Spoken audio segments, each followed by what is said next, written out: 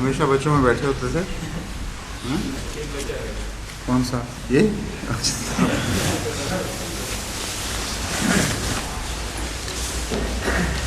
آج تو ایک صاحب نے یہ چیز بھی بھیج دی ہے جو پہلے بھی ہوا کرتی تھی لیکن ہم نے چھوڑ دی تھی بیچ میں، لعاب کی وجہ اس کو ترک کرنے کے لیے. میں تو لعاب کا امتحان لے رہا تھا تو انہوں نے کہا کوئی بات نہیں چھوڑ دو.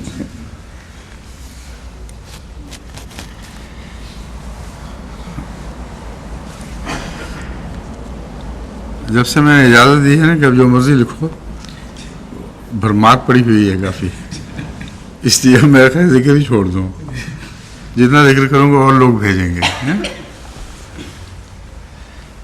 اعوذ باللہ من الشیطان الرجیم، بسم اللہ الرحمن الرحیم.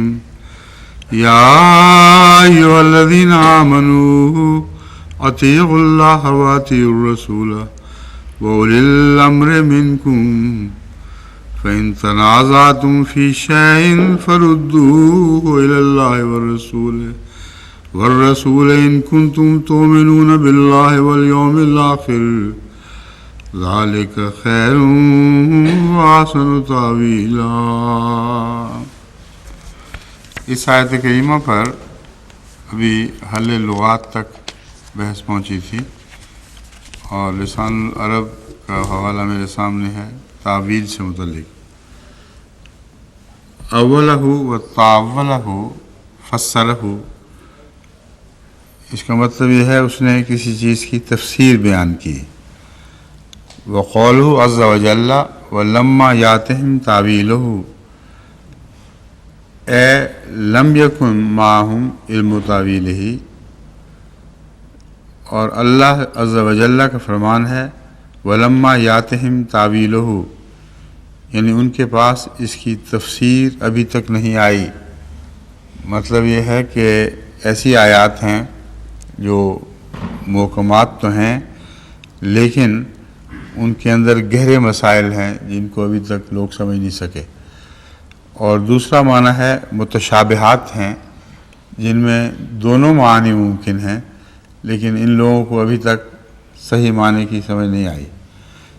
اس آیت کریمہ کی روشنی میں میں کثرت سے ایسی آیات جانتا ہوں جن کے متعلق اس زمانے میں ابھی تعویل نہیں آئی تھی حالانکہ وہ محکمات ہیں. بس مفسرین کا یہ خیال کہ یہ صرف متشابہات سے متعلق ہے یہ درست نہیں ہے. آئندہ زمانے میں علوم کے ترقی پانے کے نتیجہ میں قرآن کریم کی علوم کی شناخت ہوتی جاتی ہے اور بکثرت ایسی آیات ہیں جن کی اس زمانے کے انسان کو سمجھ آ ہی نہیں سکتی تھی. وہ آیات کریمہ ہیں جو میرے نزدیک اس آیت کے ضمن میں داخل ہیں. وَلَمَّا يَأْتِهِمْ تَأْوِيلُهُ، اگرچہ موقع اور ہے مگر یہ ایک اصولی مضمون ہے جو ہر جگہ حاوی ہے. چنانچہ زمین و آسمان کے تعلق میں اللہ تعالیٰ جو یہ فرماتا ہے وَتَحْسَبُهُمْ جَامِدَةً وَهِيَ تَمُرُّ مَرَّ السَّحَابِ، کہ پہاڑوں کو تم میخوں کی طرح گڑے ہوئے دیکھتے ہو. وَهِيَ تَمُرُّ مَرَّ السَّحَابِ، جبکہ یہ بادلوں کی طرح کوسٹ کر رہے ہیں، یعنی ایسی صورت میں چل رہے ہیں کہ تمہیں ان کے پیچھے کسی پاور کا استعمال سمجھ نہیں آ رہی اور وہ خود بخود گھومتے آہستگی کے ساتھ یا نرم روی کے ساتھ گھومتے جا رہے ہیں. اور تَحْسَبُهُمْ جَمِيعًا، اور تم ان کو تَحْسَبُهُمْ جَامِدَةً، اور تم ان کو زمین میں گڑا ہوا دیکھتے ہو. اب آپ یہ بتائیں کہ اس آیت کریمہ کی اس زمانے میں کس کو سمجھ آ سکتی تھی سوائے رسول اللہ صلی اللہ علیہ وآلہ وسلم کے، جن کو ان مضامین سے آگاہ فرمایا گیا، مگر آپ اس زمانے کے لوگوں کی بے خبری کی وجہ سے ان باتوں کو بیان نہیں فرمایا کرتے تھے کیونکہ ان کو سمجھ سے بالا تر تھی. ایک ہی ایسے موقع پر جب زمین و آسمان کا ذکر گزرا کہ جنت تمام زمین و آسمان پہ حاوی ہے، کلہم، جو کچھ بھی ہے۔ رسول اللہ صلی اللہ علیہ وسلم خود خاموش رہے۔ جب کسی نے پوچھا کہ یا رسول اللہ یہ کیسے ہو سکتا ہے کہ جنت تو سارے جہانوں پر، ہر چیز پر حاوی ہو، ساری کائنات پر، اور جہنم بھی وہیں ہو؟ اب یہ مادی تصور اس زمانے کا ہرگز اس کی اجازت نہیں دیتا تھا، مگر اس زمانے کے تصور نے جو ڈائمینشنز کا تصور پیش کیا ہے اور لہروں کا تصور پیش کیا ہے جو ایک ہی جگہ موجود ہوتی ہیں اور ہمیں دکھائی نہیں دیتی، محسوس نہیں ہوتی، اور ان کا جہان اور ہے، تو رسول اللہ صلی اللہ علیہ وسلم نے فرمایا اسی طرح ہوگا، لیکن تمہیں شعور نہیں ہے اس بات کا۔ اس سے میں استنباط کرتا ہوں کہ آن حضرت صلی اللہ علیہ وآلہ وسلم کو اللہ تعالیٰ نے رہتی دنیا تک کا شعور عطا فرمایا تھا، اور آپ اس لیے بات نہیں فرماتے تھے، یعنی تفصیل سے اشاروں کے ناموں میں باتیں کرتے تھے تاکہ اس زمانے کا انسان بھٹک نہ جائے، وہ حیران ہو کے دیکھے یہ کیا باتیں کر رہا ہے۔ اب یہی آیت کریمہ جو میں نے آپ کے سامنے پڑھی ہے، وَتَمُرُّ مَرَّ السَّحَابِ، یہ ممکن ہے نہیں جب تک زمین اپنے اوپر اپنے گرد گھوم نہ رہی ہو۔ اس کا کوئی ترجمہ کر کے دکھائیں، ہو ہی نہیں سکتا جب تک یہ نہ ترجمہ نہ کیا جائے کہ تم خیال کرتے ہو کہ پہاڑ جامد ہیں۔ اگر جامد ہیں تو زمین بھی جامد ہے، کیونکہ وہ مضبوطی سے گڑے ہوئے ہیں، یہ بھی بتایا صاحب۔ اگر مضبوطی سے گڑے ہوئے ہیں اور واقعتاً جامد ہیں تو تم خیال کیسے کرتے ہو کہ جامد ہیں؟ یہ کیوں بادلوں کی طرح گھوم رہے ہیں؟ اگر گھوم رہے ہیں تو لازم ہے کہ زمین بھی ساتھ گھوم رہی ہے۔ بس زمین کے دورانی حرکت جو اپنے گرد گرد ہو رہی ہے، اس کو بیان کرنے کے لیے اس آیت سے واضح، بہتر اور عمدگی سے بات بیان کرنے والی مجھے کوئی اور آیت دکھائی نہیں دیتی جس نے زمانے کے علم کو چیلنج نہیں کیا، یعنی بھڑکایا نہیں ہے کہ دیکھو ہم یہ باتیں کر رہے ہیں تم کیا سمجھ رہے ہو، لیکن حقیقت حال کو بتا دیا ہے۔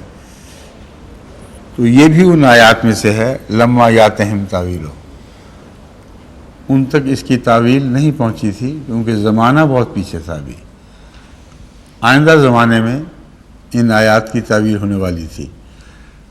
بس میرے نزدیک صرف تعویل والی آیتیں وہ نہیں ہیں جو متشابہ ہیں، بلکہ وہ تمام آیات جن کے مضامین اس وقت کا انسان نہیں سمجھ سکتا تھا اور آئندہ زمانے میں ان کی تعویل خدا تعالیٰ نے ظاہر فرمانی تھی۔ اور جیسا کہ میں نے عرض کیا ہے، بکثرت ایسی آیات میرے علم میں ہیں جن کی بیان ہی صورت ہے۔ ایک اس زمانے کا لباس اوڑھے ہوئے بالکل سمجھ نہیں آئی لوگوں کو، سمجھ نہیں آ سکتی تھی لوگوں کو کہ اس کے اندر ایک مستقبل کی بات لپیٹی ہوئی ہے۔ تو یہ تو تعویل کا حال ہے۔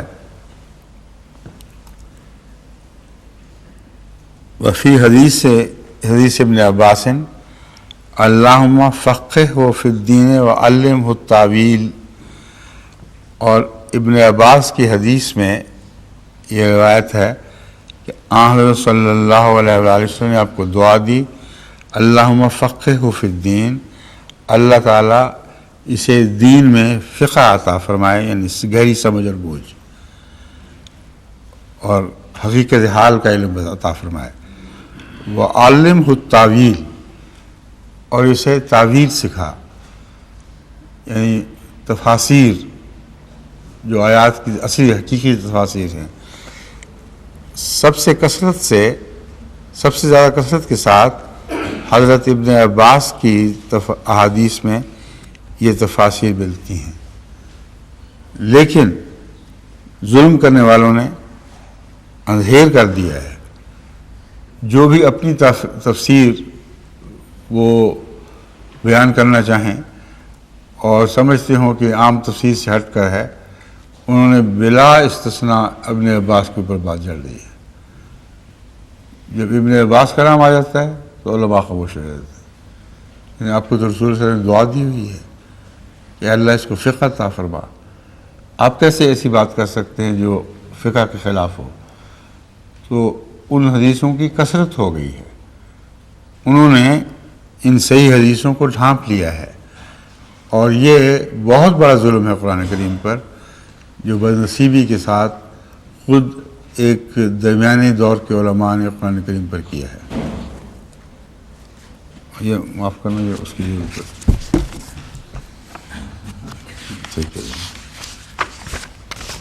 وہ لوگ صاحب دیکھ رہے ہوں گے نا کہ استعمال ہو رہی ہے کہ نہیں.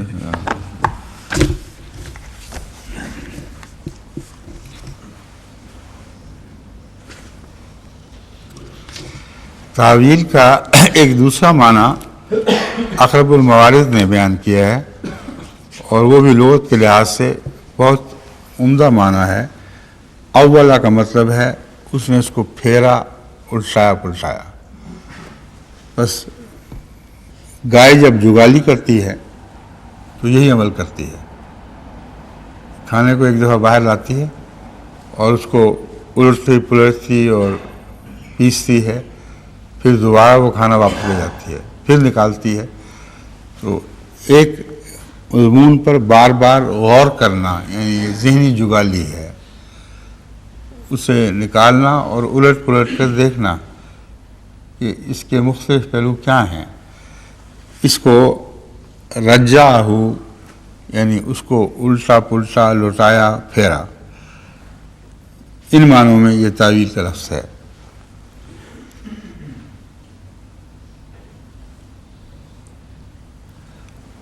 اور اسی طرح تعویل کا لفظ رویا کے متعلق بھی استعمال ہوا ہے، جیسا کہ حضرت یوسف کے واقعہ میں بیان کیا گیا ہے.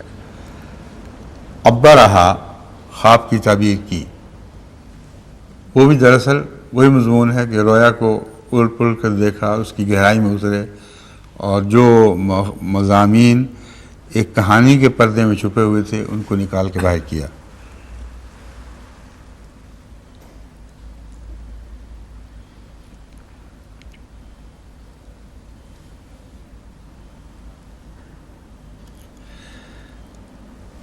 ایک اقرب الموارد نے بات لکھی ہے مگر وہ غلط ہے. گزشتہ بیان کی روشنی میں جو قرآن کریم کے حوالوں سے دیا گیا ہے یہ درست نہیں ہے. کہ کسی بات سے اندازہ مراد لینا تعویل کہلاتا ہے، اور کسی بات کا قطعی معنی بیان کرنا تفسیر کہلاتا ہے. یہ درست نہیں ہے. تعویل غلط بھی ہو سکتی ہے جو اہل علم نہ ہوں اور جن کے دلوں میں بیماری ہو، وہ متشابہات میں جو معنی بیان کرتے ہیں اس کو بھی تعویل کہا جاتا ہے. بس صرف یہ تعویل ہے جو اندازے کی تعویل ہے، اور اس تعویل سے روکا گیا ہے.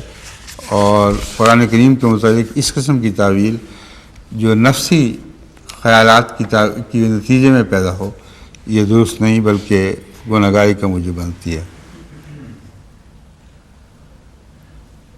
الواحدی کو ہم نے کیوں پکڑ کیا دوبارہ پھر؟ ہم تو کافی دامن بچا کے چلتے ہیں اس سے. وفات ان کی 468 میں ہوئی تھی، اور سب سے زیادہ رسول اللہ صلی اللہ علیہ وسلم کے بعد صحابہ سے نعوذ باللہ بڑھ کر اسباب نزول کا ان کو علم ہوا ہے. ان کی وفات 468 ہجری میں ہوئی ہے، اندازہ کریں.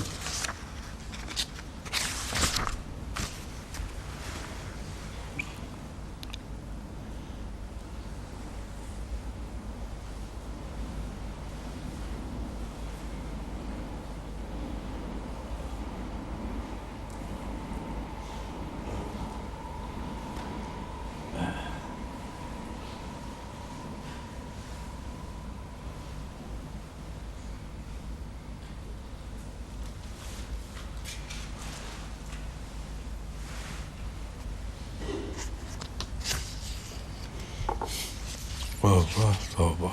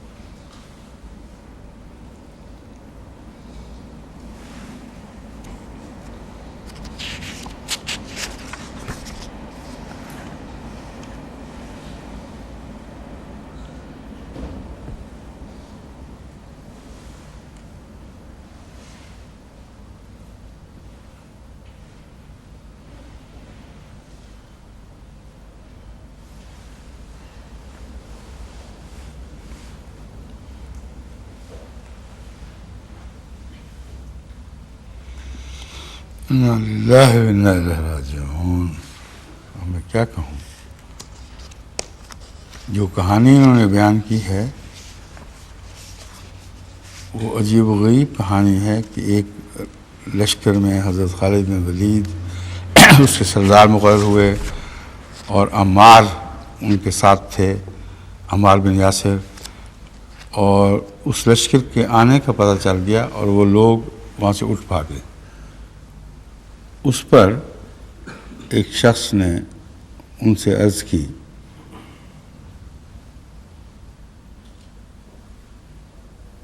اس کا نام کیا ہے؟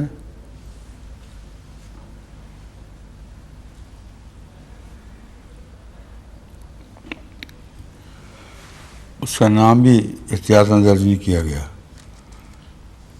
وہ کہتے ہیں کہ ایک شخص آیا اس لشکر میں سے اور اس نے کہا کہ میں مسلمان ہوتا ہوں، کیا میں یہاں ٹھہرا رہوں یا میں بھی اٹھ بھاگوں؟ تو انہوں نے کہا کہ اگر تم مسلمان ہوتے تو ٹھہرے رہو، کچھ نہیں ہوتا۔ اور اس کے بعد جب حملہ کیا، باوجود اس کے اس علم کے دینے کہ سب لوگ جا چکے ہیں، خالد بن ولید نے بھرپور حملہ کیا، دیکھا کہ وہاں صرف اسی کا خاندان تھا اور سب بھاگ گئے تھے۔ خالد بن ولید نے اس کو پکڑ لیا، اس کے مال پہ قبضہ کر دیا اور کہا کہ اب ہم تمہیں بھی نہیں جانے دیں گے۔ یہ عجیب و غریب کردار حضرت خالد کا، یہ ناقابل یقین بات ہے۔ ویسے ہی کہتے ہیں جب قبضہ کر لیا تو اس وقت عمار نے خالد بن ولید کو کہا کہ خبردار اس پہ ہاتھ نہیں ڈالنا، اس کو میں نے پناہ دی ہے۔ تو خالد نے کہا امیر میں ہوں اور پناہ تم دیتے پھرتے ہو؟ اس نے کہا ایسا ہی ہوا ہے اور یہ درست ہے، اور میرے پناہ دینے کے بعد تمہیں اس پر قبضہ کرنے کا کوئی حق نہیں ہے۔ چنانچہ خالد بن ولید اسے قتل کرنے سے رک گئے اور اس کے اموال بھی امانتاً رکھ لیے۔ یہ جھگڑا ان دونوں کا چلتا رہا۔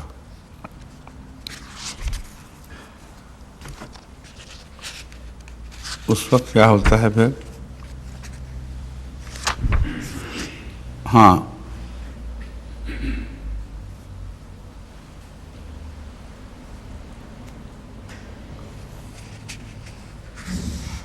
ابو الیقظان جو نام ہے یہ عمار بن یاسر ہی کا دوسرا نام کنیت ہے، کیونکہ وہ کہتے ہیں کہ ابو الیقظان یعنی عمار بن یاسر کے پاس چلا گیا وہ شخص۔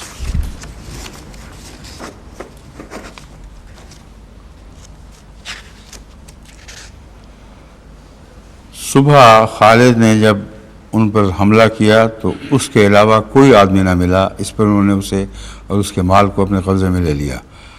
عمار ان کے پاس گئے اور کہا اس شخص کو چھوڑ دیں کیونکہ یہ تو مسلمان ہے اور میں نے اسے امان دی تھی اور ٹھہرے رہنے کا حکم دیا تھا۔ اس پر خالد نے کہا کیا تو اس آدمی کو پناہ دیتا ہے حالانکہ امیر میں ہوں؟ عمار کہنے لگے ہاں میں اس آدمی کو پناہ دیتا ہوں باوجود ہی کہ امیر آپ ہیں۔ اس معاملے میں دونوں کے درمیان تکرار ہوئی۔ پھر وہ نبی اکرم صلی اللہ علیہ وسلم کی خدمت میں حاضر ہوئے اور اس آدمی کے بارے میں انہیں بتایا۔ اس پر آن حضرت صلی اللہ علیہ وسلم نے اس شخص کو امان دی اور عمار کی پناہ کو جائز قرار دیا اور آئندہ کے لیے انہیں امیر کی اجازت کے بغیر پناہ دینے سے منع کر دیا۔ اس وقت تک جو ہو گیا لیکن آئندہ کے لیے منع کر دیا۔ راوی کہتے ہیں کہ عمار اور خالد آن صلی اللہ علیہ وسلم کے سامنے جو جھگڑے تو عمار نے خالد کے ساتھ سخت کلامی کی۔ اس پر خالد کو غصہ آ گیا اور عرض کی یا رسول اللہ کیا آپ اس غلام کو مجھے گالیاں دینے کی اجازت دے رہے ہیں؟ خدا کی قسم اگر آپ یہاں نہ ہوتے تو یہ مجھے کبھی گالیاں نہ دے پاتا۔ عمار آزاد کردہ غلام تھے۔ اس پر نبی اکرم صلی اللہ علیہ وسلم نے فرمایا اے خالد عمار کو چھوڑ دو کیونکہ جو عمار کو گالی دیتا ہے اللہ تعالیٰ اسے اس کی سزا دے گا، اور جو عمار سے ناراض ہوگا اللہ تعالیٰ اس سے ناراض ہوگا۔ عمار کھڑے ہوئے اور چل پڑے۔ تب خالد نے جا کر ان سے معافی مانگی، اور اس واقعہ پر یہ آیت نازل ہوئی کہ اولی الامر منکم کی اطاعت کیا کرو۔ اب اولی الامر منکم جو ساری کائنات پر حاوی ہے، یعنی سارے زمین و آسمان پر تو نہیں کہنا چاہیے اس وقت، لیکن ساری دنیا پر، کل عالم پر حاوی ہے اور ہر مضمون پر حاوی آیت ہے، یہ اس جھگڑے کی وجہ سے نازل ہوئی تھی۔ اور اس کی خبر ان صاحب کو، کیا نام ہے ان کا، واحدی صاحب کو 478 سے پہلے پہنچ گئی تھی۔ ان کی ساری کتاب ہی اس مضمون پر مشتمل ہے۔ وہ روایات جن کا کوئی نام و نشان نہیں ملتا پرانے زمانے میں، وہ 478 سے پہلے ان کے مرنے سے پہلے ایک دم نمودار ہو جاتی ہیں، اور ہر بات کی ان کو شان نزول کا پتہ ہے۔ پہلے علماء کو کوئی پتہ نہیں تھا۔ یہ کتابیں ہیں جن پر لوگوں نے انحصار کر رکھا ہے۔ امام سیوطی صاحب فرماتے ہیں، یا ایھا الذین آمنوا اطیعوا اللہ،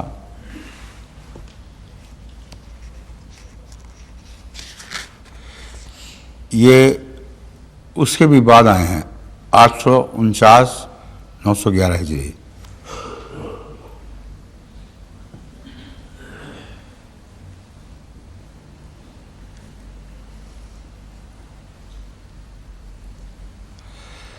اب یہ واحدی کے بعد کتنے سال بنتے ہیں؟ 400 سال پہلے بعد آئے ہیں تقریباً۔ 400 سال بعد آنے کے باوجود بخاری کی ایک روایت کی طرف اشارہ کر رہے ہیں۔ سورہ النساء باب قولہ وَأُولِي الْأَمْرِ مِنْكُمْ ذَوِي الْأَمْرِ، اس سے وہ یہ نتیجہ نکالتے ہیں کہ یہ آیت عبداللہ ابن حذافہ ابن قیس کے متعلق نازل ہوئی تھی۔ اذ بعثہ النبی صلی اللہ علیہ وسلم فی سریۃ قضا اخرجہ مختصرا۔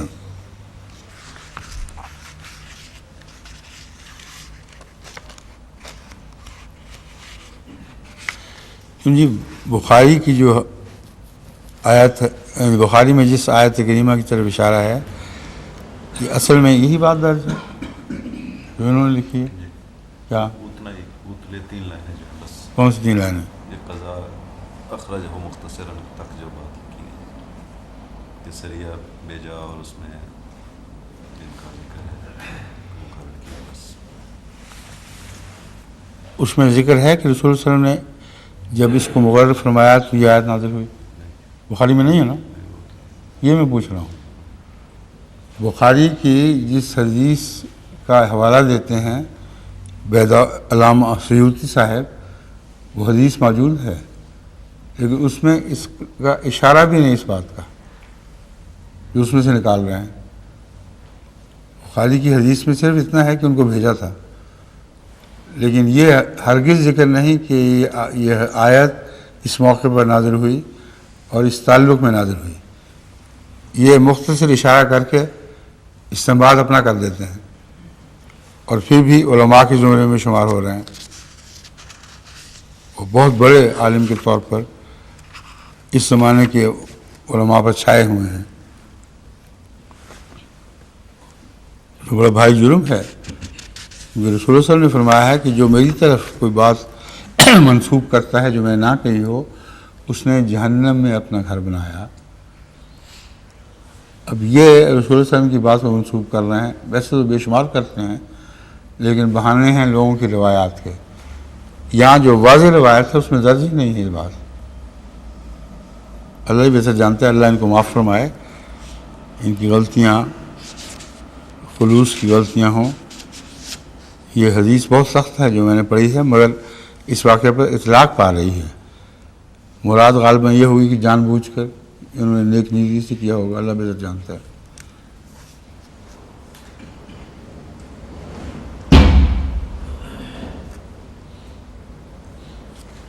داؤدی نے اسی روایت کے حوالے سے اس بات پر یہ تبصرہ کیا ہے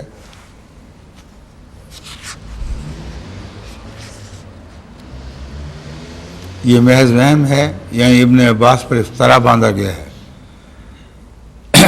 کیونکہ عبداللہ بن حذافہ ایک لشکر عظیم کے ساتھ نکلے تھے اور کسی بات پر ان کو طیش آ گیا، انہوں نے آگ جلائی اور لشکر سے کہا کہ اس میں کود جاؤ، بس بعض تو رکے رہے اور بعض اس فعل پر تیار ہو گئے۔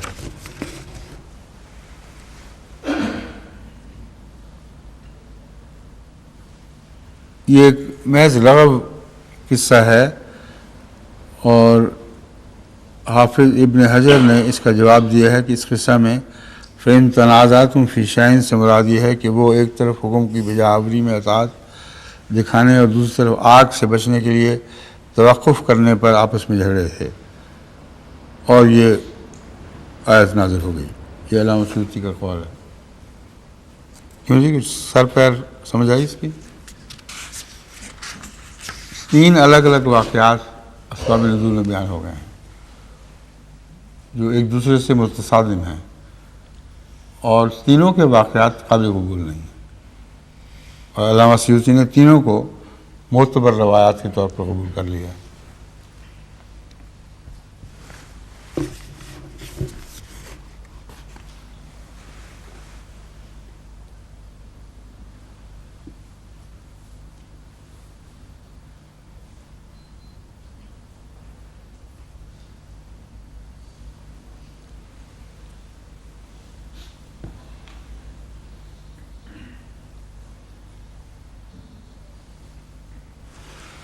حضرت اقدس مسیح ماعود علیہ السلام کے بعض اقتباسات اس آیت میں بہت رہنما، یعنی سمجھنے میں بہت رہنما یا رہنمائی کا کام کرتے ہیں۔ فرماتے ہیں اگر حاکم ظالم ہو تو اس کو برا نہ کہتے پھرو،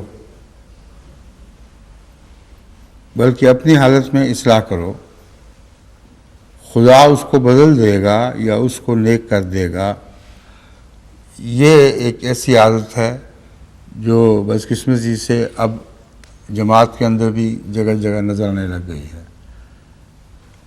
اگر حاکم ظالم ہو تو اس کو برا نہ کہتے پھرو، مراد اس میں یہ نہیں ہے کہ برے کو برا نہیں کہنا، مراد یہ ہے کہ ہر انسان حاکم کے متعلق اپنا ایک نظریہ باقیوں سے الگ رکھ سکتا ہے اور اپنے معاملے میں اس کو ظالم سمجھ سکتا ہے، بس اگر تم سے ایسا ہو تو تمہیں ہرگز یہ حق نہیں ہے۔ یہ آیت کریمہ اس بات سے روک رہی ہے کہ اسے لوگوں میں برا کہتے پھرو اور یہ دعویٰ کرو کہ ہمارا تجربہ ہے، ہم نے اسے ظالم پایا ہے، اس لیے ہم اس کے ظلم کا اعلان کریں گے، کیونکہ یہ امکان ہے کہ اس شخص نے غلطی کی ہو اور حاکم نے درست فیصلہ کیا ہو، اور فیصلے جب خلاف ہوتے ہیں اس وقت لوگ بولتے ہیں۔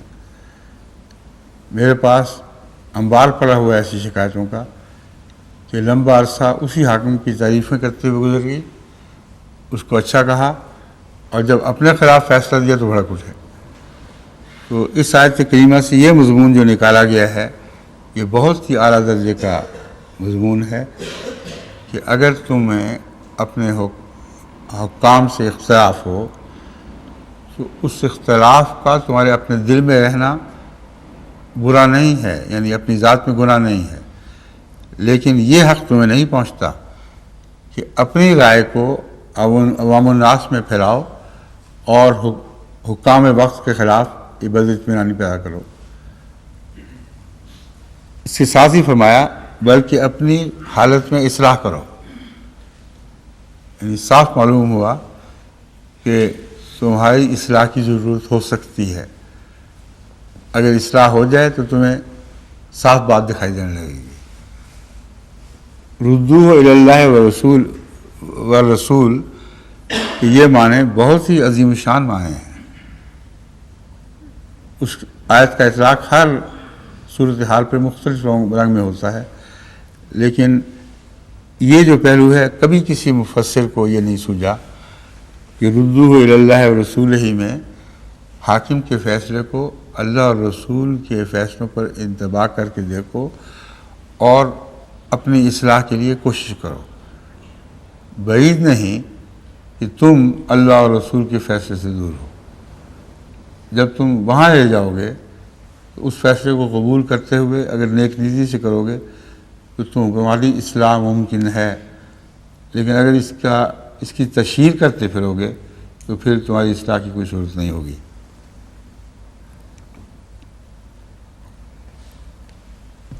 اگر تم درست ہوئے، یہ بھی تو ہو سکتا ہے، تو اللہ کا فیصلہ یہ ہے خدا اس کو بدل دے گا یا اس کو نیک کر دے گا۔ کیسا عمدہ حل ہے مسائل کا، اللہ نے اپنے اختیار میں جو لے لیا ہے، رجوع الی اللہ و رسول، اللہ رسول پہ معاملے کو چھوڑ دو۔ اس کا یہ تیسرا معنی یہ نکلتا ہے جب اللہ نے کہا کہ مجھ پر چھوڑ دو تو پھر ایک توکل کرو اور اللہ پر چھوڑ دو۔ تمہارے نیک رویے کے نتیجے میں اگر تم صحیح ہو اور حاکم غلط ہے تو خدا اس کو بدل دے گا یا اس کو نیک کر دے گا۔ حضرت خلیفہ المسیح اول رضی اللہ تعالیٰ عنہ نے جو لاہوری فتنہ پھیلا تھا وہاں اسی مضمون کو آپ نے بیان فرمایا اپنے متعلق میں، اپنے تعلق میں۔ آپ بھی حاکم وقت سے یعنی روحانی طور پر آپ نے فرمایا کہ میرے بارے میں یہ جھگڑے چھوڑ دو کہ میں درست کر رہا ہوں یا غلط کر رہا ہوں۔ جب تک میں حاکم ہوں اللہ کے حضور میں جواب دہ ہوں، تمہارا کام اطاعت کرنا ہے، اور اگر واقعتاً میں ظالم ہوں تو پھر اللہ مجھے اٹھا لے گا، یہ جو ہے بدل دے گا حاکم کو، یا اللہ تعالیٰ میری اس کی اصلاح فرما دیتا ہے یا اس کو دور کر دیتا ہے۔ تو بعض لوگوں کو دور اس لیے نہیں کیا جا سکتا کہ ان عذروں سے وہ معزول نہیں کیے جا سکتے۔ حضرت خلیفہ المسیح اول نے کیسا عمدہ نقطہ بیان فرمایا ہے کہ ایسی صورت میں تم دعائیں کرو، کوششیں کرو، لیکن فتنہ پھیلانے کا حق نہیں ملے گا تمہیں۔ تم کہہ سکتے ہو کہ ہمارا کیا بنے گا، اس حاکم کو تو ہم تبدیل کر نہیں سکتے۔ تو حضرت خلیفہ المسیح اول فرماتے ہیں اللہ تبدیل کر سکتا ہے، یعنی ایسے شخص کو اس وقت وفات دے سکتا ہے جب وہ سمجھے کہ اس نے ایسی غلطی کی ہے جس کا خمیازہ اس کے متحد لوگ بھگت رہے ہیں۔ تو یہ ایک بہت ہی پاکیزہ مضمون ہے۔ ہرگز حضرت خلیفہ المسیح اول سے یہ مراد نہیں تھی کہ تم سچے نکلو گے تو میں مارا جاؤں گا۔ یہ صرف ایک مثال کے طور پر ان کے دلوں کو تسلی دینے کے لیے آپ نے فرمایا ہے کہ اس بات میں تسلی رکھو کہ اللہ سب کا حاکم ہے، جب اس کے سپرد معاملہ کرو گے تو وہ حق کے ساتھ فیصلہ کرے گا۔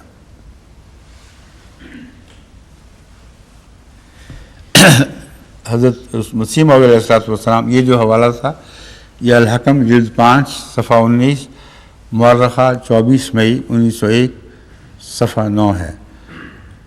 اب میں آپ کے سامنے عرض کر رہا ہوں کہ یہ ساری باتیں جو اللہ تعالیٰ مجھے سمجھا رہا ہے یہ محض خلافت کا فیض ہے جو میں سمجھ رہا ہوں، اس میں میری ذات کا کوئی ملکہ نہیں ہے، کیونکہ میں نے آپ کو ہدایت دینی ہے۔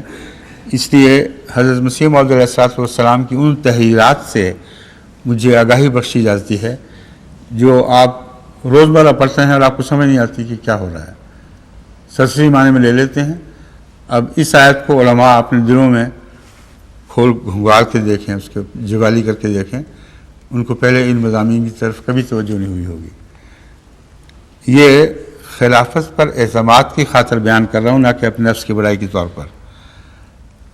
پھر فرمایا اطیعوا اللہ و اطیعوا الرسول و اولی الامر منکم، یعنی اللہ اور رسول اور اپنے بادشاہوں کی تابعداری کرو۔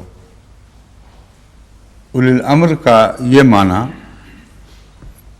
علماء کے اس معنی سے بالکل متصادم ہے جو کہتے ہیں کہ یہاں اولی الامر سے مراد مسلمان بادشاہ ہے، اور وہ زور دیتے ہیں منکم پر کہ تم میں سے ہے، حالانکہ یہ عربی گرامر سے نادانی کے نتیجے میں ایسا ہوا ہے۔ اطیعوا الرسول و اولی الامر، اولی الامر ایک ایسی ترکیب ہے، امر کا مالک جو مضاف الیہ ہے، اور عربی قاعدہ ہے کہ مضاف الیہ کم کی طرف براہ راست منتقل نہیں ہوا کرتا، یا اپنی طرف براہ راست منتقل نہیں ہوا کرتا۔ اب یہ مسئلہ چونکہ گرامر کا پا گیا ہے، اور کئی لوگ مجھ سے شکایت کرتے ہیں کہ آپ گرامر کی باتیں کرتے ہیں اور ہمارے سر کے اوپر سے گزر جاتی ہیں، لیکن یہ مسئلہ ایسا ہے جس سے مجھے بہرحال وضاحت کے ساتھ بیان کرنا ہوگا۔ وَأُولِي الْأَمْرِ کا مطلب ہے امر کا مالک۔ اگر یہ کہنا ہو تمہارے امر کا مالک، تو یہ نہیں کہہ سکتے اولی الامر کم، یہ قاعدے کے خلاف بات ہے۔ اولی الامری نہیں کہہ سکتے، اس میں بھی منی کہنا پڑے گا، یعنی منا یا منی جو بھی لفظ سے بنے گا۔ یہ نقطہ ہے جسے پلے باندھ لینا ضروری ہے۔ عربی گرامر ہرگز اجازت نہیں دیتی، اور قرآن کریم کا اسلوب اور احادیث کا اسلوب ہرگز اجازت نہیں دیتا کہ اولی الامر کو کم کی طرف بغیر من کے منسوب کر دو۔ منکم کا مطلب یہ نہیں ہے تم میں سے ہو، منکم کا مطلب ہے تمہارا۔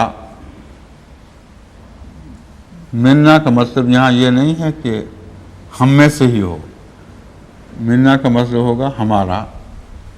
تو جب مضاف الیہ کو آپ اپنی طرف یا کسی غیر کی طرف منسوب کرنے لگیں گے تو عربی قاعدے کی روح سے اس میں کم یا نی یا نا وغیرہ کا استعمال ممکن نہیں ہے، اس لیے ان کے درمیان من ڈالا جاتا ہے۔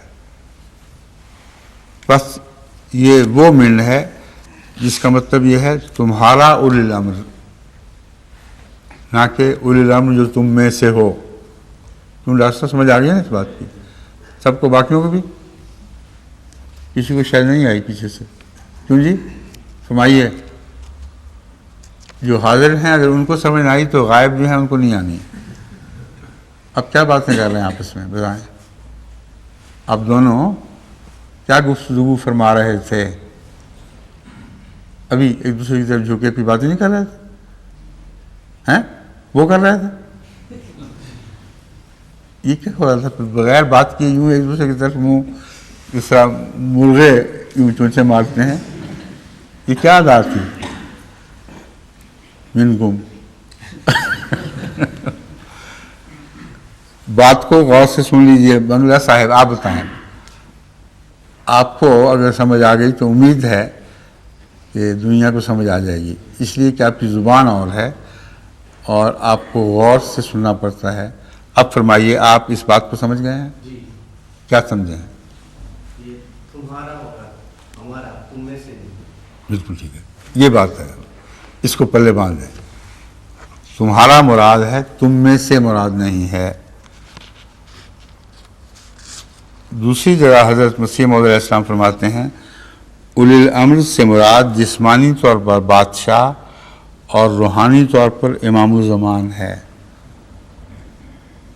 یہاں اولی الامر، تمہارا اولی الامر تم جیسوں میں سے ہونا ضروری نہیں، جو روحانی طور پر تمہارا بادشاہ مقرر ہوگا اس کو اولی الامر منکم کہیں گے، اور جو جسمانی طور پر بادشاہ ہوگا خواہ اس کا کوئی بھی دین ہو اس کو بھی اولی الامر ہی کہیں گے۔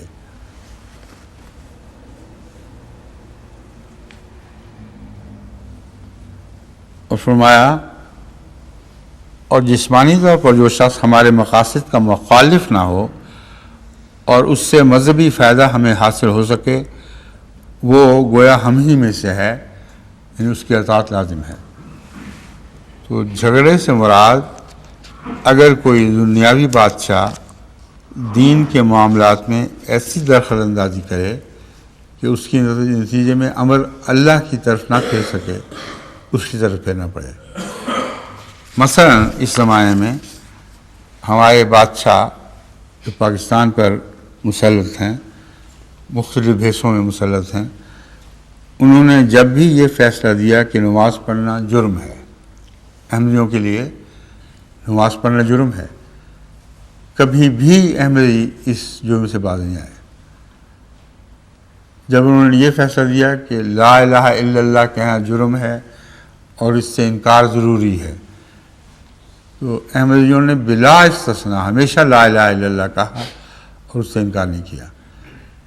بس یہ ہے اولی الامر منکم، ہم ان کو اپنا بادشاہ تسلیم کرتے ہیں اور ان کی اطاعت کرتے ہیں وہاں تک جہاں تک اللہ اور رسول کا قول ہمیں اجازت دیتا ہے، اس حد سے آگے نہیں بڑھتے، اور اس کے نتیجے میں ہم ہر قسم کے مظالم کا شکار ہونے پر اپنے آپ کو آمادہ پاتے ہیں۔ کبھی بھی کوئی احمدی ایسا نہیں جس پر قانون کی تلوار لٹکی ہو اور اسے کہے کہ تم لا الہ الا اللہ کا انکار کر دو، اس نے اس کا انکار کیا ہو۔ انہوں نے ایک اور بہانہ بنایا ہوا ہے، وہ کہتے ہیں لا الہ الا اللہ منہ سے کہتے ہیں، دل سے اس کا انکار کرتے ہیں۔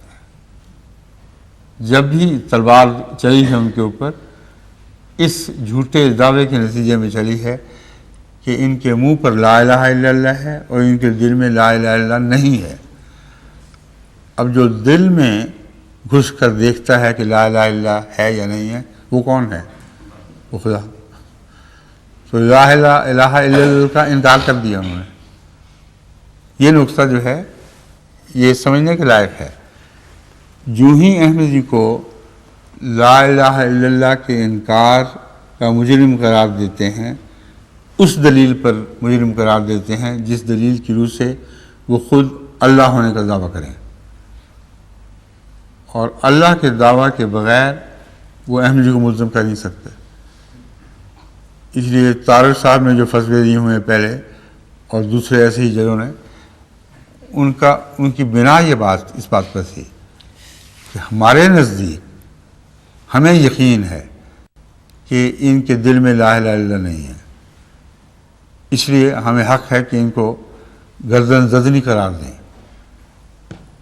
اور وہ کہتا ہے میرا دل میرے پاس ہے، احمدی کہتا ہے میرا دل میرے سینے میں دھڑک رہا ہے، میں جانتا ہوں دل میں کیا ہے، اور میرا دعویٰ یہ ہے کہ سوائے اللہ کے میرے دل میں اور کوئی نہیں ہے۔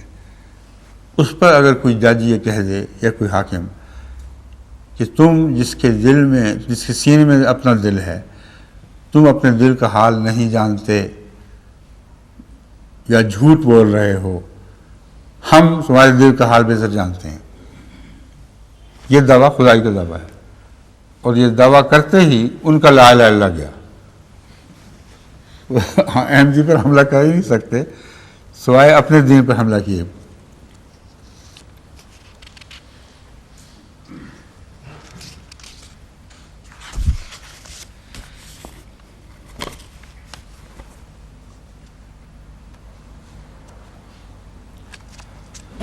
یہ ثناء اللہ صاحب پانی پسی بھی اس مضمون پر روشنی ڈال رہے ہیں، اور بسا اوقات یہ اچھی باتیں کیا کرتے ہیں۔ 1225 ہجری میں ان کی وفات ہوئی تھی،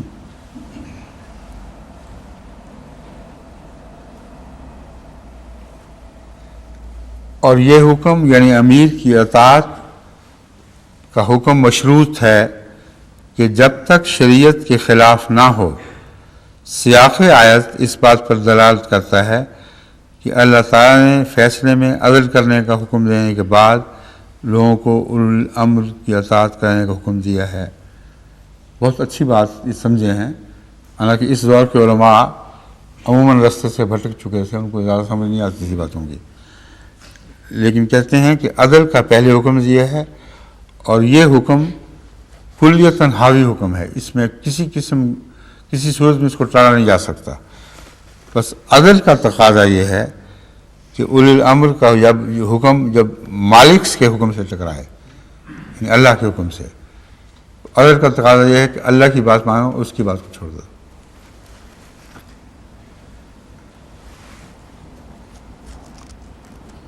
لیکن اس میں ایک اور بات کا انہوں نے اپنی طرف سے اضافہ کر کے اس مضمون میں رکھنا ڈال دیا۔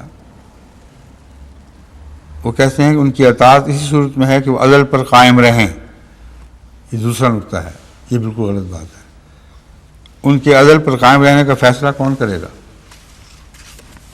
ہر بادشاہ وقت کے ازل پر قائم ہونے کا فیصلہ اگر ہر کس و ناقص جو اس کی بادشاہی میں وقت گزار رہا ہے کرے تو اس نتیجے میں فساد عظیم برپا ہوگا۔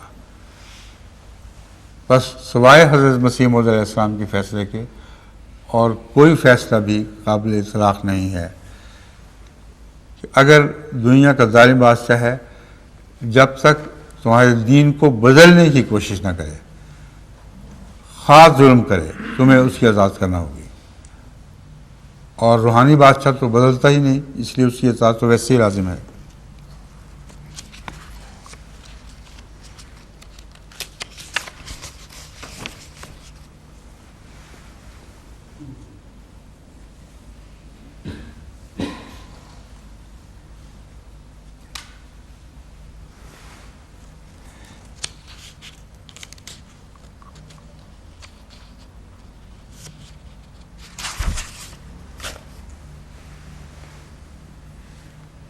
اولو الامر سے مراد صاحب قدرت اور اہل علم ہیں۔ ایک یہ مضمون بیان ہوا ہے کس کتاب میں؟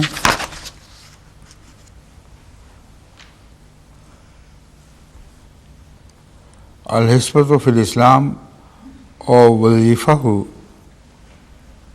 وظیفۃ الحکومت اسلامیہ۔ یہ تو مصر کی چھپی ہوئی کوئی تازہ کتاب ہے، ابن تیمیہ کی۔ اچھا، 1318 کی، 1318 ہجری سن کون سا بنتا ہے؟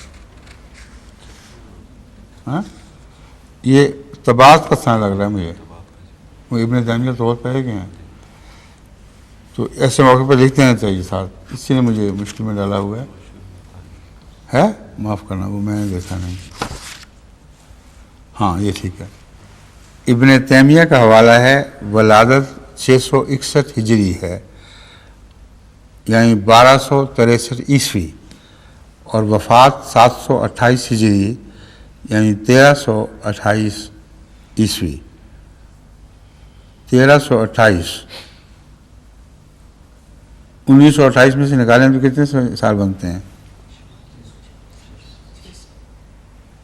700 600، ٹھیک ہے نا؟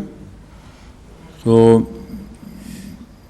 1328 جو ان کی وفات کا سال ہے وہ 28 کے لحاظ سے میری پیدائش کا سال ہے، اور مجھ سے بین ہی 600 سال پہلے یہ وفات پا چکے ہیں، میری پیدائش سے پہلے مطلب ہے۔ ابن تیمیہ بہت زبردست عالم ہیں، لیکن اب دیکھنا یہ ہے کہ اس موقع پر ان کا علم کس چیز کی طرف دلالت کر رہا ہے۔ فرماتے ہیں اللہ تعالیٰ نے اپنی کتاب میں اپنی اطاعت، اپنے رسول کی اطاعت اور مومنین میں سے اولو الامر کی اطاعت کا حکم دیا ہے، جیسا کہ فرمایا۔ اور اولو الامر سے مراد اصحاب الامر یعنی حکم دینے کی اہلیت رکھنے والے، اور وہی لوگ ہیں جو لوگوں کو حکم دیتے ہیں، اور اس میں اہل قدرت و طاقت اور اہل علم و کلام دونوں شامل ہیں۔ یوں اولو الامر کی دو قسمیں بنتی ہیں، ایک علماء اور ایک امراء۔ علماء تو یہ چونکہ خود بھی ماشاءاللہ بہت بڑے عالم ہیں، عام علماء ان کی مراد ہو ہی نہیں سکتی کہ عام علماء کو اولو الامر کہہ سکتے ہیں۔ علماء بس جب تک یہ ٹھیک رہتے ہیں سارے لوگ ٹھیک رہتے ہیں، اور جب یہ بگڑتے ہیں تو لوگ بھی بگڑ جاتے ہیں، جیسا کہ حضرت ابو بکر صدیق رضی اللہ تعالیٰ عنہ نے بنو آمس قبیلے کی خاتون کے اس استفسار پر کہ ہماری یہ حالت کب تک رہے گی، فرمایا جب تک تمہارے ائمہ درست رہیں گے۔ بس دینی علماء اولو الامر اسی وقت تک کہلا سکتے ہیں جب تک وہ خدا کی نظر میں اپنے فیصلوں میں درست ہوں اور اپنے استنباط میں درست ہوں۔ دوسرا، اولو الامر میں بادشاہ، مشائخ و دیگر ذمہ دار افراد اور ہر وہ شخص جس کی پیروی کی جاتی ہے شامل ہے۔ ان میں سے ہر ایک پر فرض ہے کہ وہ ان امور کا حکم دیں جن کا اللہ تعالیٰ نے حکم دیا ہے، اور ان امور سے منع کریں جن کے کرنے سے اللہ تعالیٰ نے منع کیا ہے۔ اب یہ جو بحث بدل کر پھر علماء دوبارہ دین کی طرف لے جاتے ہیں، یہ اس کا ان کو اس میں سے کوئی حق نہیں ملتا، کیونکہ ایک دفعہ تسلیم کر لیا کہ ہر الامر کا کہنا ماننا ضروری ہے، تو اس سے کیا بحث ہے کہ وہ قرآن کے مطابق حکم جاری کرے، کیونکہ ان الامر لوگوں میں ان کے نزدیک دہریہ، ہندو، عیسائی، سکھ، ہر مذہب کے الامر شامل ہو جاتے ہیں۔ جب الامر کے لفظ کو آزاد کرتے ہو اور صرف دنیاوی حکومت کی باتیں کرتے ہو تو یہ شرط کہاں سے ہو گئی کہ وہ مسلمان حاکم ہی ہوگا، جبکہ خود تسلیم کر لیا ہے کہ یہ آزاد ہے۔ تو اس کے بعد یہ ترجمے درست نہیں ٹھہرتے کہ اس کا فرض ہے کہ وہ یہ حکم دے۔ اس کا قرآن کی روح سے کوئی بھی فرض نہیں رہتا سوائے ایک کے کہ عدل سے حکومت کرے، اور یہی اس آیت کریمہ کی روح ہے، اسی لیے عدل کے بیان میں یہ نازل ہوئی ہے، اور اسی لیے ان تحکموا بالعدل کا حکم ہے کہ حکام کا جہاں تک تعلق ہے وہ دنیا دار ہوں، دہریہ ہوں، جو مرضی بد بلائیں ہوں، جب وہ حکومت کریں اگر وہ عدل کے ساتھ حکومت کریں گے تو وہ حکومت اسلام کی روح سے اس لائق ہے کہ اسے اسلامی حکومت قرار دیا جا سکے، یعنی طرز حکومت اسلامی ہے۔ اگر وہ عدل سے حکومت نہ بھی کریں گے تو تمہیں یہ حق نہیں ہے کہ تم ان کی اطاعت سے انکار کر دو، جیسا کہ حضرت صلی اللہ علیہ وآلہ وسلم سے ایک شخص کے متعلق پوچھا گیا کہ اگر وہ جور کرنے والا ہو، ظلم کرنے والا حاکم ہو، تو کیا پھر بھی ہم اس کی اطاعت کریں؟ ہم فرمایا ہاں، پھر بھی اطاعت کرو، اور بڑے جلال سے فرمایا ہاں پھر بھی اطاعت کرو اگرچہ وہ غلاموں میں سے ہو جس کو اہل عرب آزاد نیچا دیکھتے تھے۔ اور افریقہ کا لفظ بھی آتا ہے اس میں، یا حبشیون، ہاں حبشی غلام، اہل حبشہ کہ جو غلام عرب میں آیا کرتے تھے ان کو خصوصیت کے ساتھ نیچا دیکھا جاتا تھا، اسی لیے بلال حبشی سے لوگوں کا یہ سلوک تھا۔ تو آپ نے فرمایا ہاں اگر وہ حبشی غلام بھی ہو اور اس کا سر منقے کے برابر ہو، ریزن جس کو انگریزی میں کہتے ہیں، اس کے برابر سر ہو، عقل سے عاری ہو، غلام بھی تمہارے نزدیک نہایت ادنا درجے کا، اگر وہ تم پر حاکم مقرر ہے تو اس کی خلاف ورزی کرنے کا تمہیں کوئی حق نہیں ہے۔ یہ ہے اولی الامر۔ اس حدیث نے اس آیت کی ایسی تشریح فرما دی ہے کہ اس کے بعد مولانا جو چاہیں شور مچاتے پھریں، رسول اللہ صلی اللہ علیہ وآلہ وسلم کی اس تفسیر کے ساتھ بعد ان کو کلام کرنے کا حق نہیں رہتا۔ ہر حاکم کی جب تک وہ حاکم ہے اطاعت فرض ہے، سوائے اس کے کہ وہ تمہارے دین میں زبردستی دخل اندازی کرے اور اس کے احکامات کو توڑنے کی کوشش کرے، پھر اس کا ظلم برداشت کرو، پھر بھی بغاوت کا حق نہیں ہے۔ اس لیے جماعت احمدیہ کے متعلق جب لوگ مجھے سے کہتے ہیں کہ تمہیں قرآن نے حق دیا ہے کہ ان کی اطاعت نہ کرو، مگر میں ان سے کہتا ہوں کہ یہ حق رسول اللہ صلی اللہ علیہ وسلم کو زیادہ علم ہے۔ ایسے امور میں ان کی اطاعت ہم پر فرض ہے جو قرآن سے متصادم نہیں ہیں، اور صرف ان امور میں ان کی اطاعت سے نکلنے کا حق ہے جو قرآن اور حدیث سے متصادم ہیں۔ اس حق کو استعمال کرنے کے باوجود ان کے خلاف علم بغاوت کرنے کا کوئی حق نہ یہ آیت دیتی ہے نہ کوئی اور حدیث ہمیں دیتی ہے۔ یہ وجہ ہے کہ ہم وہاں تلوار کی بغاوت نہیں کرتے، کیونکہ قرآن نے ہمیں حق ہی نہیں دیا، رسول اللہ صلی اللہ علیہ وسلم نے حق ہی نہیں دیا، ہم کون ہوتے ہیں ان کے خلاف تلوار اٹھانے والے؟ اس لیے بعض جوشیلے آدمیوں کو جو ملک چھوڑ کر باہر نکل گئے تھے اور زور دیتے تھے کہ ہمیں اجازت ہو، میں کہا تم تلوار پکڑو اور بے شک غلام ہو جاؤ، مجھے افسوس ہوگا تمہاری حالت پر کہ تم نے حماقت سے کام لیا ہے، لیکن اگر تمہارے نزدیک قرآن کا عمل پورا نہیں ہو رہا تو وہاں بیٹھے بیٹھے تم اپنے آپ کو حقدار سمجھتے تھے کہ ان کے خلاف آواز بلند کرو۔ جرمنی پہنچ کے کیوں خیال آیا ہے؟ اور اگر جرمنی پہنچ کے خیال آیا ہے تو پھر مجھ سے کیوں اجازت لیتے ہو؟ میرا تو یہ مسلک ہی نہیں ہے۔ میرے نزدیک تو وہاں سے نکل جانا ایک احتجاج ہے اور اپنی کمزوری کی حالت کو تسلیم کرنا ہے، اور ایسے ملک میں جانا ہے جہاں فراخی ہے، جہاں ہمارے دین میں دخل اندازی نہیں ہے۔ یہ مقصد تھا، یہ تمہیں حاصل ہو گیا ہے۔ پاکستان کی حکومت کو الٹانے کا مقصد، یہ تمہیں اگر حق ہے بھی تو طاقت نہیں ہے، کر کے دکھاؤ۔ اس لیے اگر تم نے میری بات کا انکار کرنا ہے تو تلواریں پکڑو اور پاکستان کے جہاز پر چڑھو اور ایئرپورٹ پر جاتے ہی حملہ کر دو، اور جو کچھ آئے راستے میں تہس نہس کر دو۔ میں ایک ایسے شخص کو لکھا کہ اس کے نتیجے میں تم وہ اسپین کے وہ پاگل کیا کہتے تھے اس کو، کیا؟ ہاں پڑھیں، لیڈرک نہیں، وہ جو تلوار پکڑتا تھا اور ہر چیز پہ حملہ کر دیتا تھا کہ یہ میری دشمن ہے، اور ونڈ مل سے ٹکرا گیا تھا۔ اچھا بڑا نام مجھے یاد تھا، ذہن سے اتر گیا، سو ابھی یاد آ جائے گا۔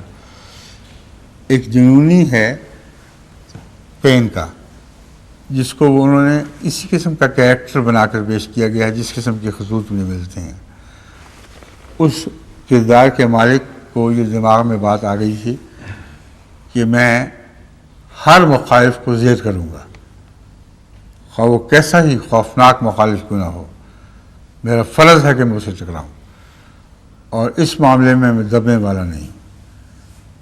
چنانچہ اس کی کہانی لکھی گئی ہے۔ اس کے ساتھ ایک غلام بھی تھا، وہ بیچارہ بھی ساتھ ساتھ ٹھوکریں کھاتا پھرتا تھا۔ ایک دفعہ ایک ونڈ مل کو اس نے دیکھا، اور ونڈ مل کو آپ کو پتہ ہے نا، جو ہوائی ہون چکی کیسی طاقتور چیز ہے، کس قدر زور سے گھومتی ہے۔ اس نے اپنے غلام کو کہا، دیکھو کتنا بڑا دشمن سامنے ہے، لیکن میری جرأت کا تقاضا ہے، میں کسی سے دبنے والا نہیں ہوں، میرا فرض ہے کہ میں اس پر حملہ کر دوں۔ چنانچہ اس نے گھوڑے کو ایڑ لگائی اور ونڈ مل سے جا کے ٹکرایا، اور بجائے اس کے کہ ونڈ مل کو پارا پارا کرتا، اس کے گھوڑے کی بھی ہوش اڑ گئے، ٹکڑے ٹکڑے بکھر گئے، اور خود بھی وہ بڑی مشکل سے دور جا کر زمین پہ گرا اور اپنی جان بچائی۔ یہ وہ اسپین کا فرضی ایک ہیرو ہے جس کی کہانی سب دنیا میں مشہور ہے۔ اور جیسا کہ ایک دفعہ مضمون ایک دماغ میں آ جائے تو ہٹ کر دوسرا نام ذہن میں نہیں آیا کرتا۔ یہ میری ڈان کیحوٹے، ڈان کوئکزاٹ اس کو پڑھتے ہیں اردو میں، اور اسپینش میں ہے ڈان کیحوٹے۔ وہاں ایکس جو ہے اس کو ایکس نہیں پڑھتے اسپینش میں، اس کو ہے پڑھتے ہیں، یا خے سے ملتی جلتی، تو اس کا تلفظ ہے ڈان کیحوٹے، اور ہماری اردو میں اس کا نام ڈان کوئکزاٹ ہے۔ تو ایسے ڈان کوئکزاٹ کو میں کہتا ہوں تو مجھ سے اجازت نہ لو، اپنی مرضی کرو، اور مجھے بتانا اگر تم بچے کہ ایئرپورٹ پہ تمہارا کیا حال ہوا تھا۔ ایئرپورٹ سے ٹکر لینا اور ہون چکی سے ٹکر لینا یہ ملتی جلتی باتیں ہیں۔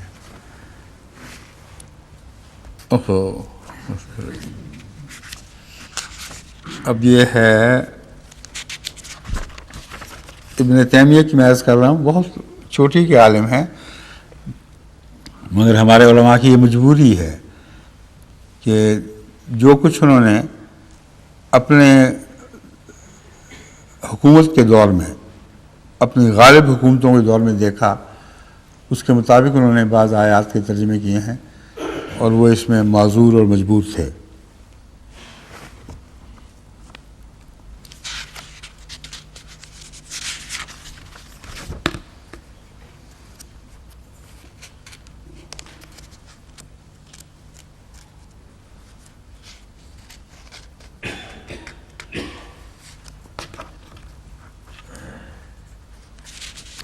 یہ کوئی خاص بات نہیں.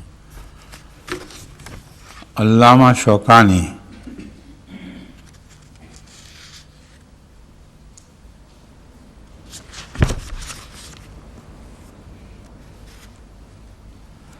یہ علامہ شوکانی کے بھی کئی حوالے میں دیتا رہتا ہوں. ولادت 1173 ہجری میں ہوئی تھی اور وفات 1250 ہجری میں ہوئی. 1250 ہجری کون سا سن بنتا ہے؟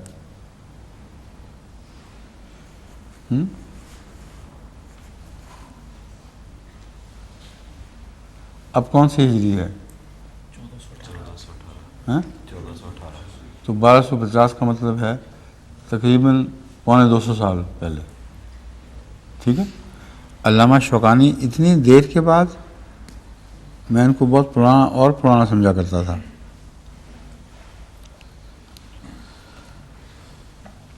بہرحال علامہ شوکانی کو میں نے عموماً بہت عمدہ استنباط کرتا ہوا پایا ہے. عموماً نہیں تو کم سے کم بہت سی جگہوں پر ان کا استنباط عمدہ ہوتا ہے. یہ فرماتے ہیں اولو الامر سے مراد ائمہ، بادشاہ اور قاضی ہیں.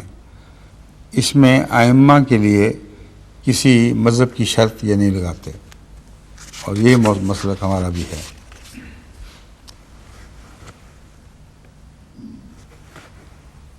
یہ تو بیکار ہے. اللہ القاسمی حدیث چھوڑنا اس کو.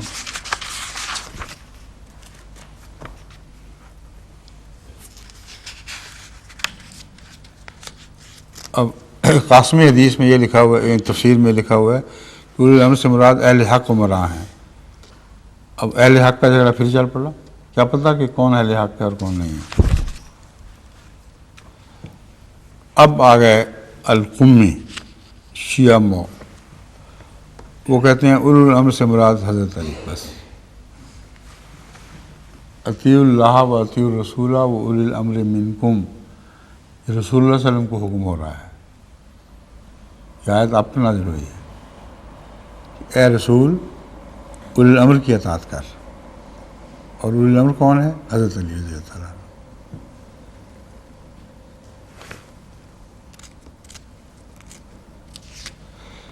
یہی وجہ ہے غالباً یہ دل سے یہی سمجھتے ہیں. دل سے سمجھنے کے ساتھ میں نے غالباً پھر بھی احتیاطاً لگایا ہے، مگر واضح طور پر یہ یہی سمجھ رہے ہیں کہ اللہ اور رسول کی اطاعت کے بعد اولو الامر جو فرمایا گیا ہے یہ اس سے بڑھ کر اطاعت ہے. یعنی اللہ اور رسول کی اطاعت کے بعد اے محمد صلی اللہ علیہ وسلم کس کی اطاعت کر؟ علی کی اطاعت کر، کیونکہ وہ اولو الامر ہے.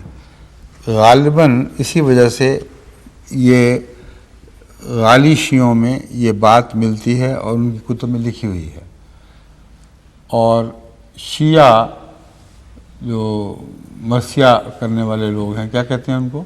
عزادار، ذاکر. ہاں، وہ پاکستان میں اس سے پہلے کھلم کھلا اس طرح کی تقریریں کیا کرتے تھے اور گا کے بیان کرتے تھے کہ علی کا اولو الامر ہونا اتنا عظیم نقطہ ہے کہ تم سوائے اس بات کے اس کو سمجھ نہیں سکتے کہ جب معراج کی رات کو حضرت اقدس محمد مصطفیٰ صلی اللہ علیہ وآلہ وسلم مدینے سے مکے سے سفر کرتے ہوئے مارا مار بہت لمبی مسافتیں طے کرتے ہوئے آخر خدا کے حضور حاضر ہوئے. یہ وہ مقام تھا جس سے پہلے قرآن کی روح سے جبرائیل کے پر بھی جلتے تھے. کوئی اور وجود نہیں تھا جو ان مقامات کو طے کر سکتا. لیکن جو وجود پردے کے پیچھے بیٹھا ہوا تھا اس سے غلطی ہو گئی. اس نے اپنا ہاتھ باہر نکال دیا.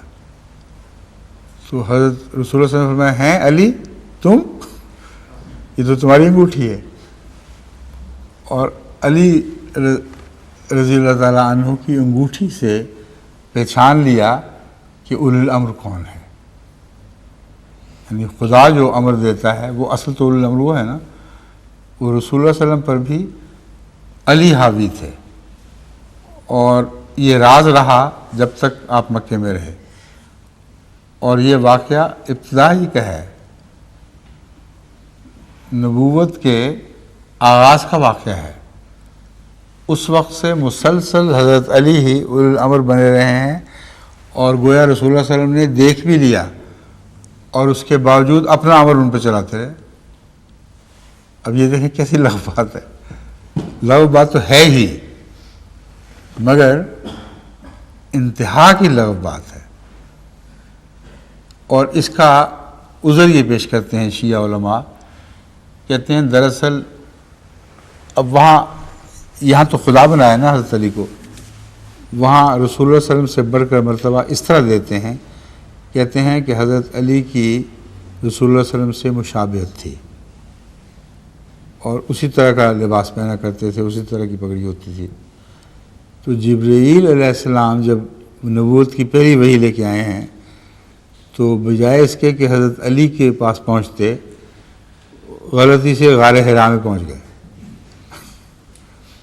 ان کو اور کوئی ٹھکانہ ملا ہی نہیں، غار حرا دیکھا تو انہوں نے کہا یہ وہی علی ہے، اور آپ کو تاج نبوت پہنا دیا۔ بعد میں پتہ چلا کہ انا للہ و انا الیہ راجعون، کہ یہ تو میں انا للہ ان کی حالت پر پڑھ رہا ہوں، یہ تو رسول اللہ صلی اللہ علیہ وسلم تھے، محمد تھے، علی نہیں تھے۔ تو اس کے بعد پھر یہ معاملہ اخفاء میں رکھا گیا ہے۔ آخر جبرائیل کی غلطی تھی، کچھ ایسے ویسے کی غلطی نہیں تھی۔ اس لیے اگر غلطی سے ایک شخص اولو الامر کی بجائے خود اپنے ہاتھ میں کسی کو فیصلہ لے کر امان دے دے، تو اس کو تو آپ کہتے ہیں چلو اجازت ہے، تو اللہ پھر جبرائیل علیہ السلام سے کیوں یہ سلوک نہ کرے؟ اسی آیت کا مضمون ہے کہ اولو الامر کے صورت میں رسول اللہ صلی اللہ علیہ وسلم کو میں یہ موقف اختیار فرمایا کہ میرے مقرر کردہ امیر کے خلاف تمہیں از خود پناہ دینے کا حق نہیں ہے، لیکن اگر غلطی سے دے دو تو پناہ جائز۔ بین ہی اسی صورت کا اطلاق حضرت جبرائیل کی غلطی پر بدرجہ اولا ہوگا۔ اللہ تعالیٰ جبرائیل سے کہے گا بڑی تمہیں خدمت کی ہے، جب سے دنیا بنی، جب سے نبوت جاری ہوئی ہے، تم نے ایک بھی غلطی نہیں کی، ہمیشہ نشانے پہ پہنچے ہو۔ اب یہ اچھا تو نہیں لگتا کہ تمہاری ایک غلطی پر میں اتنا برا منا جاؤں کہ اس غلطی کو کل عدم قرار دے دوں، جو ہو گئی سو ہو گئی۔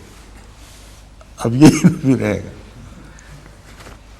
اگر یہ غلطی سے ایسا ہو گیا تو پھر حضرت علی واپس نیچے اتر آئے، یہ نہیں سوچتے پھر۔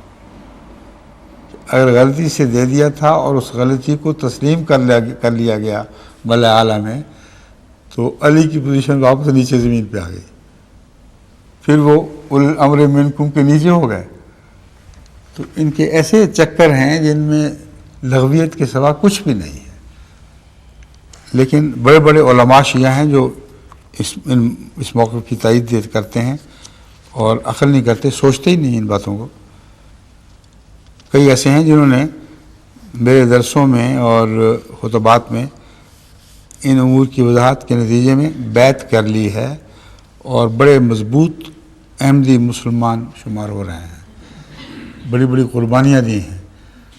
انہوں نے جنہوں نے ایسا کیا، مجھے خط میں لکھا کہ اس سے پہلے تو ہمیں کچھ سمجھ ہی نہیں جاتی تھی، جو آباء و اجداد سے سنتے چلے آتے تھے وہی ہمارا دین بن گیا تھا، اور آپ نے جس وضاحت سے استدلال کے ساتھ بات کی ہے تو اس کے سوا چارہ ہی کوئی نہیں کہ آپ سچے ہیں اور ہم غلط جھوٹے ہوا کرتے تھے۔ تو پاکستان میں بھی جہاں شدید مخالفتیں ہوئی ہیں، بعض ایسے لوگوں نے اس احمدیت میں داخل ہو کر ثبات قدم کا حق ادا کیا ہے، ان کی جائیدادیں لٹ گئیں، ان کے رشتے توڑے گئے، لیکن وہ قائم رہے۔ انہوں نے کہا جب حق ہمارے پاس آ گیا ہے، اب اس کے بعد ہمارے لیے کوئی گنجائش نہیں کہ واپس اپنے پہلے دین کی طرف لوٹ جائیں۔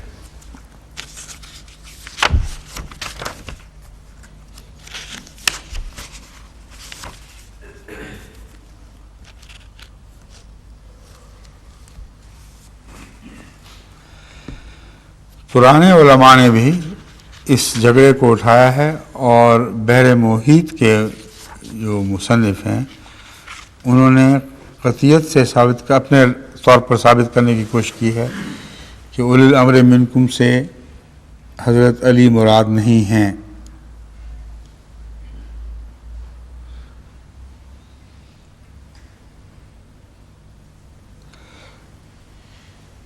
ایک بہت عمدہ استدلال انہوں نے کیا ہے اس بات سے، جو میں نے استدلال کیا وہ الگ ہے، لیکن یہ بھی ایک بہت اچھا نقطہ ہے۔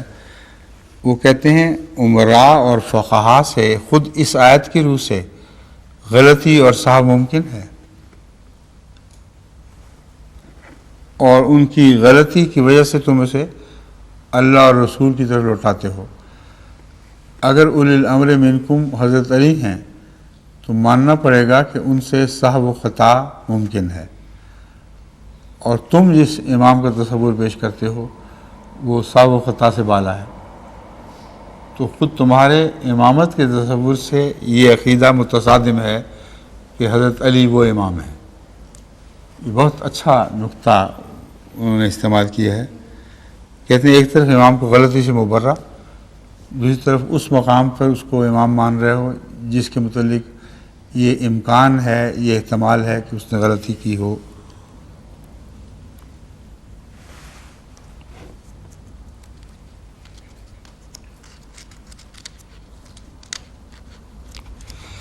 فَإِن تَنَازَعْتُمْ فِي شَيْءٍ فَرُدُّوهُ إِلَى اللَّهِ وَرَسُولِهِ،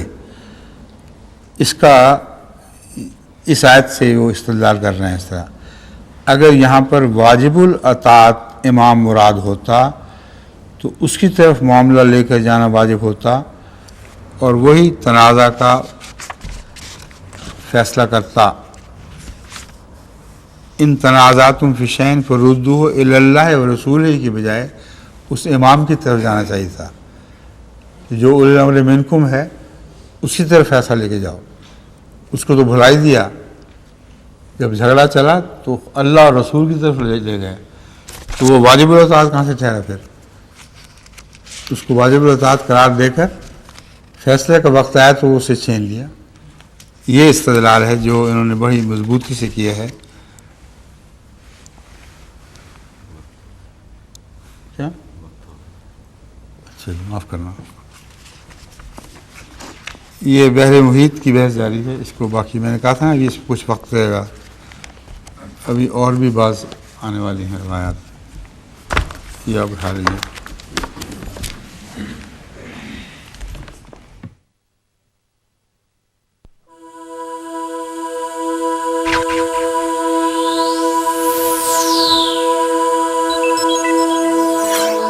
MTA International, reaching the corners of the earth.